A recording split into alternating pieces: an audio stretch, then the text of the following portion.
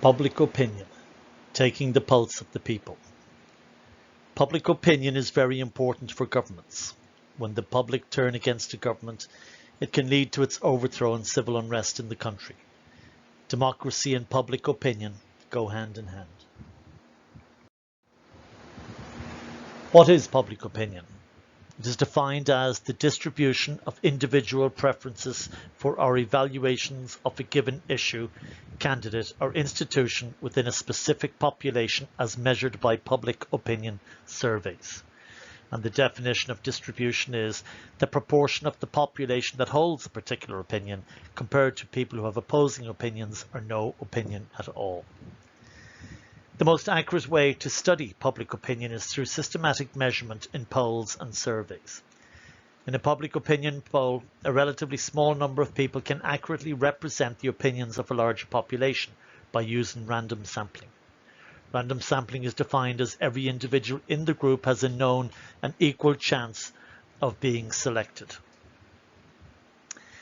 And with this random sampling, polls have to have a margin of error. And a margin of error is that the sample accurately reflects the population within a certain range, usually plus or minus 3%. So if a poll brings back a number of 54% will vote for Joe Biden and 46% will vote for Trump, these numbers can fluctuate 3% on either side, bringing Biden down to 53% or even up to 50 or 51% or even up to 57%. The type of question asked and how it is phrased can influence responses too. When polls return a high distribution, we say there is a consensus or agreement among people. If both sides are far apart in opinion, we say they are polarized, an extreme distance among beliefs. Other terms you need to know are intensity, how strongly people identify with an issue. Gun rights and law and order are important issues that people have intense opinions about. Salience are those issues that people find important to themselves, like paying the rent or not being evicted. So for the polls to be of any use, they must be honest. To achieve honesty, there must be a uniform, systematic way of polling. Polling numbers can only be trusted if the following definition is applied to a poll. These three criteria are the most important aspects of polls. 1, the sample size must be specified. 2, the margin of error. And 3 and 4, where and when the poll was conducted. So let's take a look at the following question from the AP Government Test 2018 and analyze it. A recent poll indicates that 60% of all people in the United States support a flat tax system. Which of the following supports the credibility of the poll result? So answer A has the poll reported a sampling error. So to have the sampling error, you already established the other criteria, which we mentioned in the last slide. This will give you an honest poll. So A, for the moment, is a good option. B, the poll was conducted online and open to anyone who wished to participate. This was too open and it does not fill the random sampling. It could easily be skewed in favor of those who wish to push their opinion on the poll. So we will not go for B at the moment. C, the poll was administered to several thousand people who were stopped for shopping in malls across the country. But this is too wide. Were younger people included who don't pay tax yet? Were older people who are on Social Security, would they ask the question?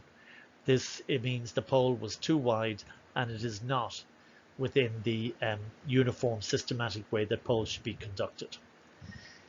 So that leaves us then, before the questions asked, respondents were told that a flat tax is fairer than a progressive tax and will lead to economic growth. This then would lead the participants on in favor of voting for a flat tax system because they were told it was fairer. So question 4 will influence the respondents, so it is not a good answer. So the correct answer should be answer A, and let me check the sheet. Yes, the correct answer is answer A to this question. Another question we look at here regarding polling is in a public opinion poll of a representative sample of a population, 1,200 people were asked to agree, disagree, or express neutrality toward the following statements. So statement A, the government should spend more money on welfare. Result 35% agreed. Statement B, the government should spend more money on helping the poor. 60% agreed. So then we go to the answers. So number one, which of the following most likely accounts for the different results? Well, A, the questions were not open-ended, so that is they were not open-ended, but both of them were similarly ended, so there is no reason why they should impact either option wrongly. So I would not go for option A at the moment. B, there were no welfare recipients in the sample. This we don't know that whether or not they were on it, so we cannot use that as an answer. They were asked the three questions. They're not asked are they on welfare or not. They would be asked their age, and they would be asked the two questions to get a random sampling.